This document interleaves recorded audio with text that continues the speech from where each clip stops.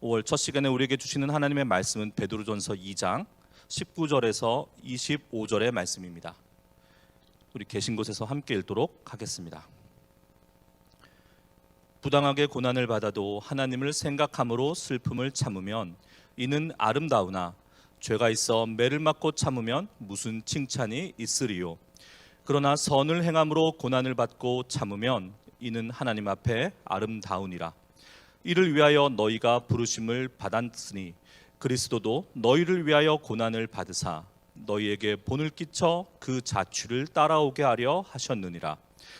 그는 죄를 범하지 아니하시고 그 입에 거짓도 없으시며 욕을 당하시되 맞대어 욕하지 아니하시고 고난을 당하시되 위협하지 아니하시고 오직 공의로 심판하시는 이에게 부탁하시며 친히 나무에 달려 그 몸으로 우리 죄를 담당하셨으니 이는 우리로 죄에 대하여 죽고 의에 대하여 살게 하려 하심이라. 그가 채찍에 맞음으로 너희는 나음을 얻었나니 너희가 전에는 양과 같이 길을 잃었더니 이제는 너희 영혼의 목자와 감독 되신 이에게 돌아왔느니라. 아멘.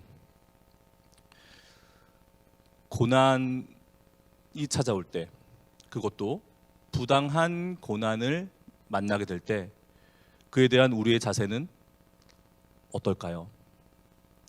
싸워서 저항하고 물리쳐야 할까요? 그런데 오늘 성경은 베드로 사도는 부당하게 고난을 받아도 하나님을 생각함으로 슬픔을 참으라 말하고 있습니다. 죄가 있어 매를 맞고 참는 것은 소용이 없고 오직 선함을 행함으로 고난을 받고 참으면 이는 하나님 앞에 아름답다라고 말합니다. 이 말씀은 18절에 언급되어 있는 사환들아, 종들에 대한 권면이에요. 이 사환이라고 기록된 오이케테스는 두 가지 부류의 사람들을 다 포함합니다. 말 그대로 노비로 그 집에 매여서 그 집에 살면서 신분도 노비이고 그런 사람들이 있고, 하나는 출퇴근하면서 직장 생활하는 거예요. 그런 노비도 있습니다. 근데 이런 신분에 있는 사람들이 복음을 받아들여서 어느 날 기독교인이 됐다고 한번 생각해 보세요. 주인이 선하고 관용하는 자 같으면 다행이겠는데, 만약 주인이 성경 말씀대로 까다로운 사람이면, 원어대로 하면 가혹한 사람이면 어떻겠습니까?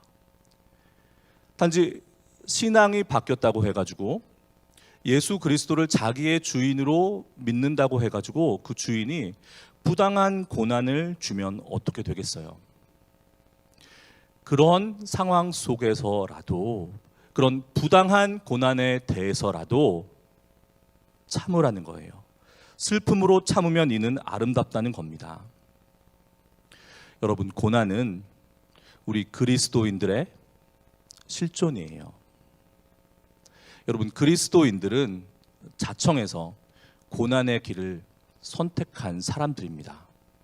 왜냐하면 그리스도가 우리를 위해서 고난을 받으사 우리에게 본을 끼치셨기 때문이에요. 그리스도는, 주님은 우리의 구원자이신 동시에 우리의 본이십니다. 그런 주님께서 우리에게 본을 끼쳐서 그 자취를 따라오게 하세요. 기꺼이 주를 따라 고난을 택하면 우리는 그리스도의 부활의 능력 또한 입게 되기 때문입니다. 그분은 우리 영혼의 목자세요. 그런데 그분은 우리에게 패배를 주는 것이 아니라 승리를 가져다 주신 승리자이십니다. 그런데 그런 주님께서 우리를 위해서 고난을 당하셨다는 겁니다. 베드로 사도는 이사야 선지자의 말씀을 8번이나 인용합니다.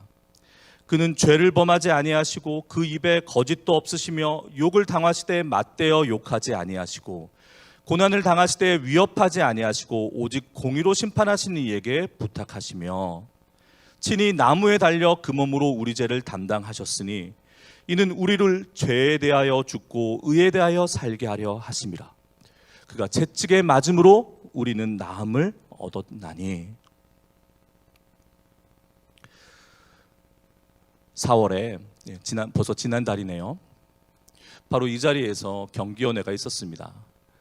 연회는 복음의 동지들이 1년에 한 번씩 모여서 서로의 생사를 확인하고, 예전에요, 지금은 아니지만 서로의 생사를 확인하고 그간 1년 동안 얼마나 복음 증거를 했는가, 주님께서 어떻게 복음 증거자의 삶을 축복하셨는가를 서로 나누는 자리예요.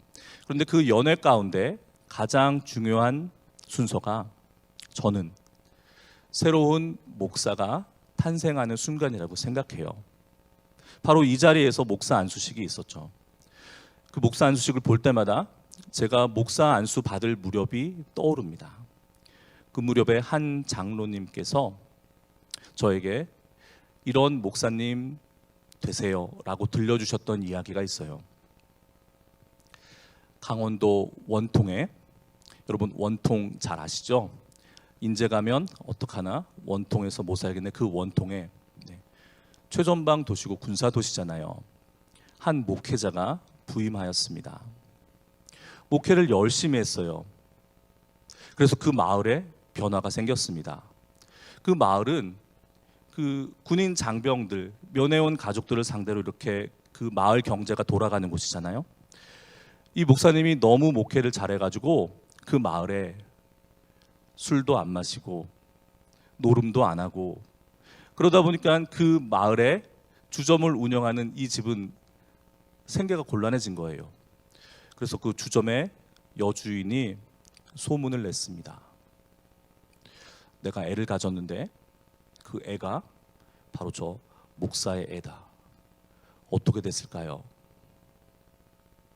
교회가 난리가 났습니다. 존경받는 신실한 목사님이 저런 사람이었어? 그런데 이 목사님이 그에 대해서 욕하지도 않고 위협을 가해도 위협으로 맞서지 않으시고 그냥 교회를 떠나기로 했습니다.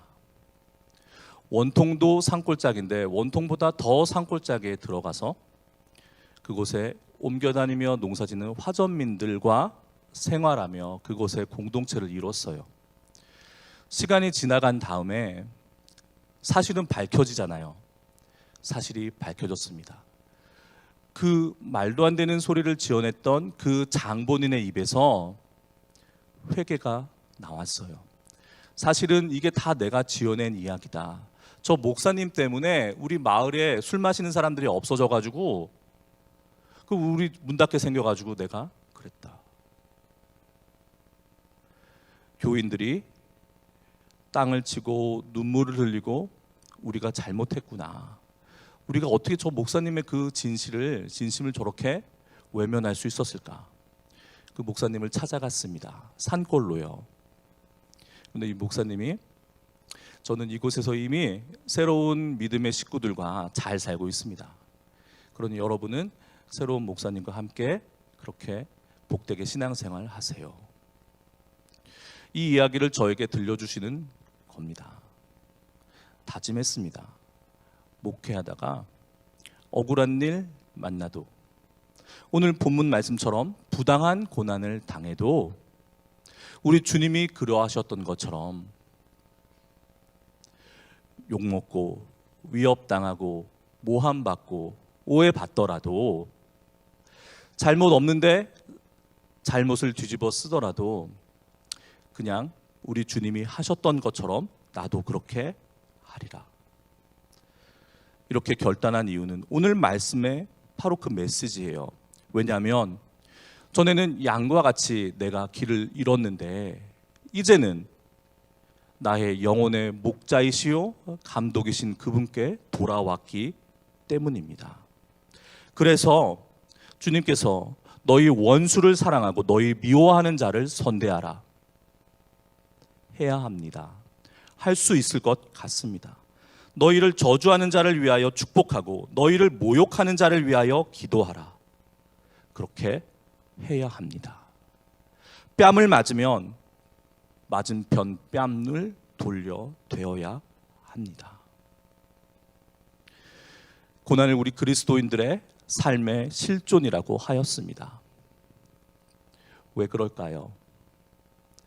믿음을 지키며 말씀대로 살다 보면 세상 속에서 반드시 시험받고 모함받고 고난 당하게 되어 있습니다.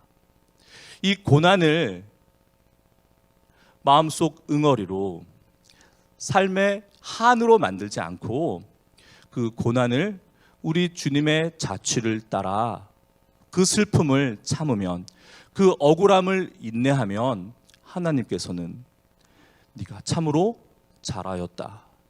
하나님이 우리의 그 인내를 아름답게 보십니다. 여러분, 악에게 지지 마십시오. 선으로 악을 이기십시오. 주님께서는 선으로 악을 이기셨습니다. 우리 주님의 십자가는 처참한 패배의 장소가 아니요 위대한 승리의 장소였습니다. 주님께서는 우리에게 그 승리를 주셨어요. 그런 주님께서 우리 영혼의 목자 되십니다. 여러분의 5월 한 달 어떤 기도의 제목을 가지고 이 첫 시간을 하나님께 드리기로 결단하셨습니까? 여러분, 주님의 이름으로 권합니다.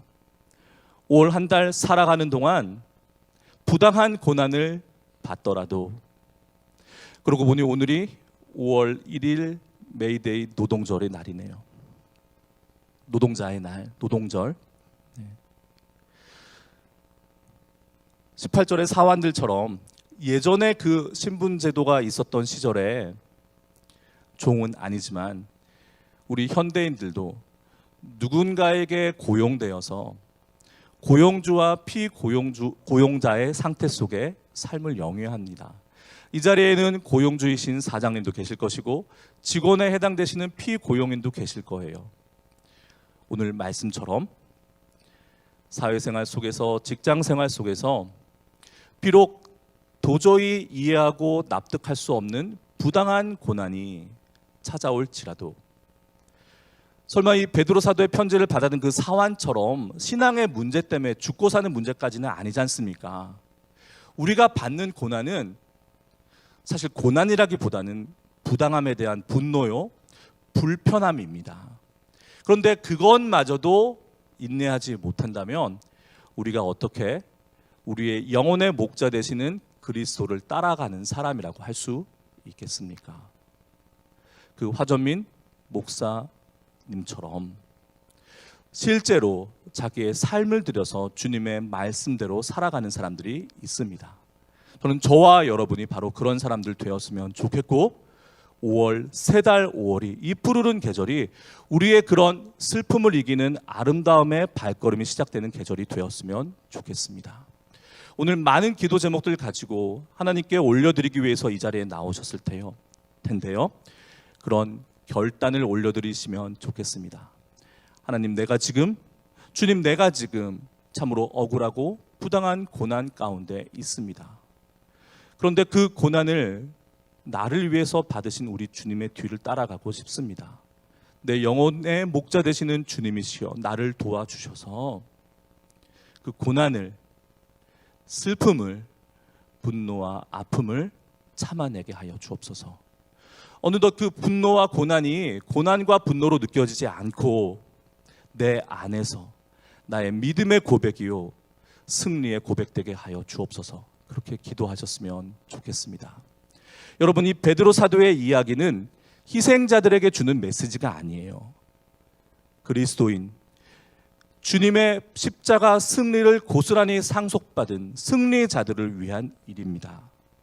부당한 고난 속에 계시다고, 부당한 고난이 염려된다고, 여러분, 주님 앞에서 참으십시오. 그 인내가 우리를 승리케 합니다. 오늘 기도 가운데, 우리의 고백 가운데 이것이 우리의 삶을 인도하는 내 영혼의 목자의 말씀 되기를 소망합니다.